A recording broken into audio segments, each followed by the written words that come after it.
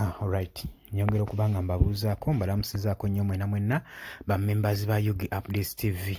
Mwenna abeekumira ku Yugi Update TV nkutegeeza nti okola kyamaanyi nnyo yonna gy'osinzira okuba nga otuwuliriza gwe mukwano gwange ali eyo. Kutegeeza ddala okola kya nsusso nnyo. Gwe mukwano gwange asubscribinze nkwebaza bya nsusso nnyo webale mulimu gw'amaanyi ogwo. Naawe oyongeddeko ettaffaali ku nkyukakyuka y'eggwanga Uganda. Naawe atanaba kusubscribinga kubiriza genda mu maaso n'okuba ng'osubscribinga muganda wange. Baganda bange bali e Bulaaya bali emitala w'amayanja nammwe nyongera mu maaso n'okubalamusaako.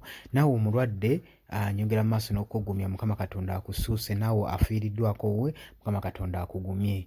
Mukwano gwange bangi mbadde muvuddeyo mwebuuza era information ibadde gyetambulira ku social media platforms ng'ejja babuuza nti waaki muwala wa President Robert Kyagulanyi Ssentamu amanyikiddwa nga Shalom omwalo w'emyaka 15 tusuubira nti omwaka mu December ajja kuba aweza emyaka 16 gwe mukwano gwange ali eyampuliriza.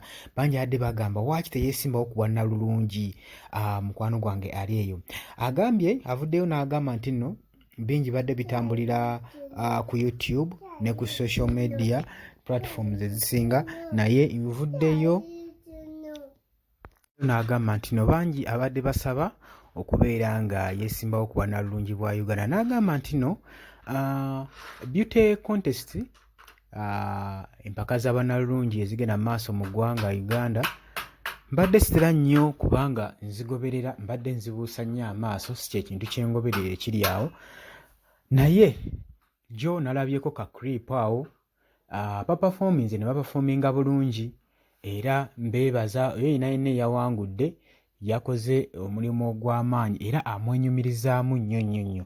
Newankubadde bangi muvuddewo muŋŋamba neesimbawo ku bwannalulungi naye si kyekintu ndowooza kyendowoozaako olw'okukuuma erinnya ly'essomero lyange gye nsomera jjukira omuwala ono ali mu kibiina S4 olw'okukuuma erinnya ne security y'essomero lyange wamu ne kitange ali mayengo g'ebyobufuzi nsazeewo nti si kyekintu kye ŋŋenda okuba nga ndowoozaako ennyo. Ngenda kubanga ngoberera nnyo ebintu ebirala bw'atyo wavuddeyo n'abaddamu ku media platform gwe mukwano gwange ampuliriza. Omuwala ono amanyikiddwa nga Shalom ng'alina emyaka egy'obukulu 15 nga mu December tusuubira okuba nga agenda kuba aweza emyaka gye 16. Bwetyo nange ne nnyongera mu maaso n'okukubiriza bazadde b'abaana mwenna abali eyo. Kyandibadde kirungi omwana n'omuleka n'agenda ne self desire ye ekitone ky'ayagala okugenda nakyo mu maaso kaliya ye gy'emutwala kyawulira nga kyayagala omuwa omukisa kuba kati Uganda we yatuuka tekyaliko mbu nsomeredde kino nsomeredde kiri kati emirimu egitambula mu Uganda gy'emirimu egy'emikono. So abakulembeze baffe mwenna newankubadde mwagala nnyo okuma reputation yammwe naye temubiyingizaamu baana bammwe. Abaana mubaleke batambule ne life yaabwe gye baagala. Kino kikuwa ekyokuyiga kubanga buli mwana w'omuleka nannyikiramu ekyo ky'ayagala gy'okoma okunnyikira mu kintu manyi bagamba gy'okoma okunnyikira mu kintu gy'okoma okulya amawulire okoma obugafunamu omukkuto ku mukwano gwange ali eyo ampuliriza oba okitegeera. Kaakati nno omwana omuleka n'agenda n'ekitono kye n'asobola okuba yonna gy'ajayise asobola okufuuka ekintu asobola okufuuka ensonga mu ggwanga. Okitegeera gwe mukwano gwange.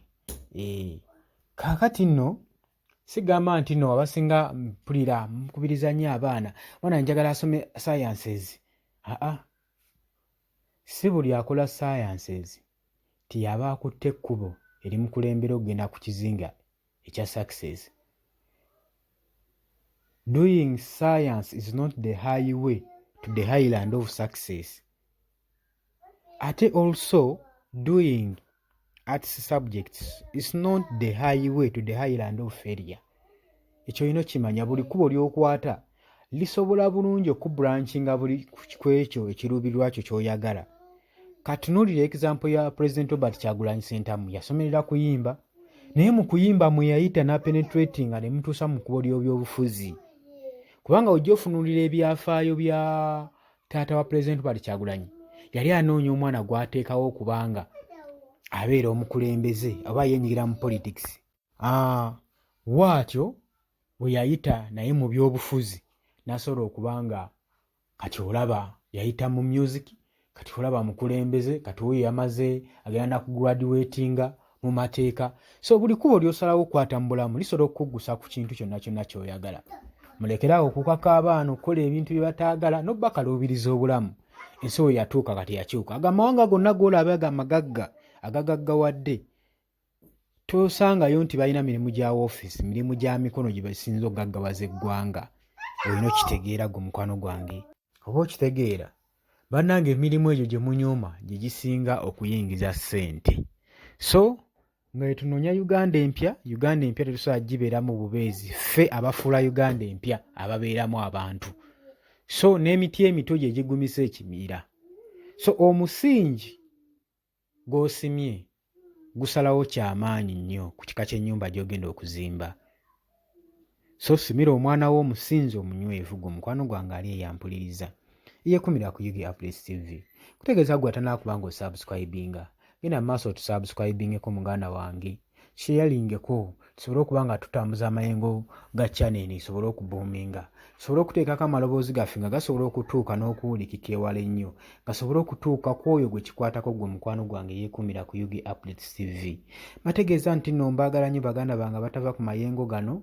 Mukolera ddala omulimu ogw'amaanyi ennyo ogw'ensuso. Newankubadde waliwo ebitagenda bulungi, bingi bigenda kuba nga bikyuka gwe mukwano gwange gwe ali eyo ampuliriza.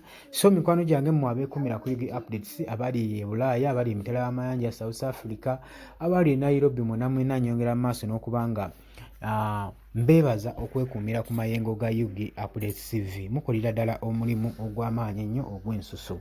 So temuvaako, tugenda kuba nga tukomawo ne information gwe mukwano gwange ali eyampuliriza.